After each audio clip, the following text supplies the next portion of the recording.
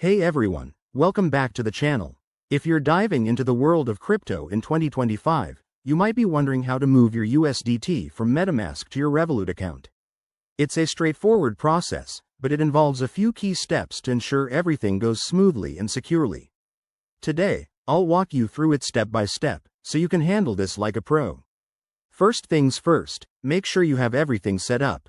You'll need a Metamask wallet with USDT in it, a Revolut account that's ready for deposits, and a basic understanding of crypto transactions.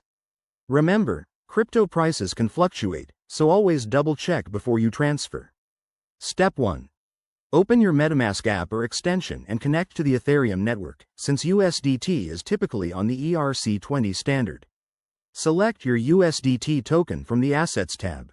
Now, to get this to Revolut, you can't send it directly because Revolut doesn't support direct crypto deposits.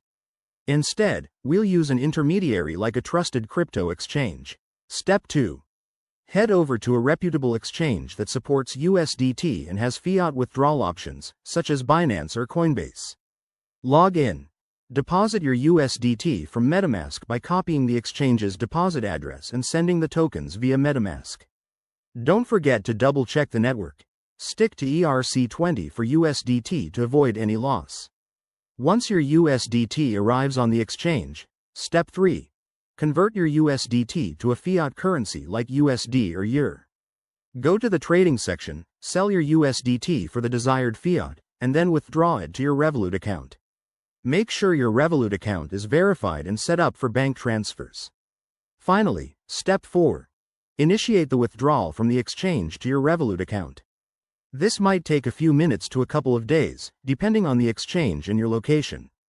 Keep an eye on fees, they can add up, so choose options with low costs. And there you have it.